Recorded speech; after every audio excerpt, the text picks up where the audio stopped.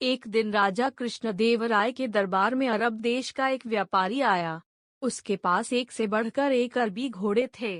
व्यापारी ने हट्ठे कट्ठे और तंदुरुस्त अरबी घोड़ों की राजा कृष्णदेवराय के सामने इतनी तारीफ की कि उन्होंने फौरन उन घोड़ों को खरीदने का मन बना लिया। अच्छी कीमत देकर व्यापारी से सारे घोड़े खरीद लिए गए।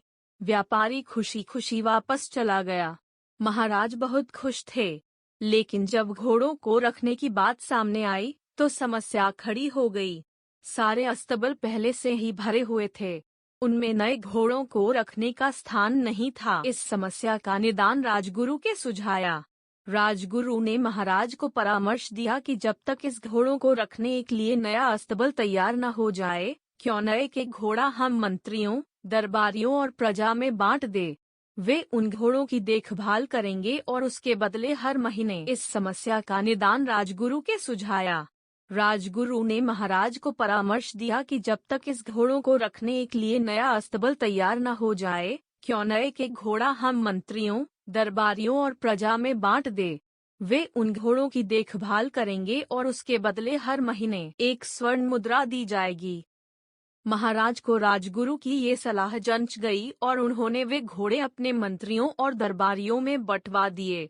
जो घोड़े बचे वे प्रजा में बांट दिए गए। महाराज का आदेश था, इसलिए सब लोग चुपचाप घोड़े लेकर अपने अपने घर चले गए। स्वर्ण मुद्रा में उन घोड़ों के चारे का प्रबंध करना और उनकी देखभाल करना बहुत कठिन था, लेकिन वे राजसी घोड़े थे, इसलिए उनकी देखभाल में कोई कोताही नहीं बरती जा सकती थी। सब अपना पेट काटकर घोड़ों की देखभाल करने लगे। एक घोड़ा तेनालीराम को भी मिला। उसने वह घोड़ा अपने घर ले जाकर एक छोटी सी अंधेरी कुटिया में बांध दिया। उस कुटिया में छोटी सी एक खिड़की बनी हुई थी। उस खिड़की से तेनालीराम रोज शाम थोड़ी सी सूखी घास घोड़े को खिलाया करता था। घोड़ा दिन भर भूखा रहता था, इसलिए जैसे ही शाम को खिड़की से सूखी घास देखता, लपककर उसे खा जाता। दिन बीतते गए और वह दिन भी आया जब अरबी घोड़ों का अस्तबल बनकर तैयार हो गया। जिन मंत्रियों, दरबारियों और प्रजा के पास अरबी घोड़े थे, उन्होंने चैन की सांस ली। इतने दिनों में घोड़ों की देखभाल के कारण सबके घर का बजट बिगड़ गया था, कईयों पर कर्ज चढ़ गया था।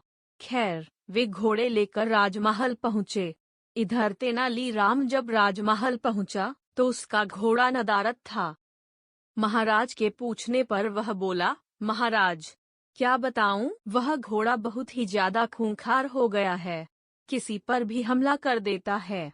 मुझ में तो इतना साहस नहीं कि उसके अस्तबल में घुस पाऊं, इसलिए मैं उसे नहीं ला पाया। महाराज कुछ कहते, इसके पहले राजगुरु बोल पड़े, महाराज, तेनालीराम की बात पर विश्वास नहीं किया जा सकता।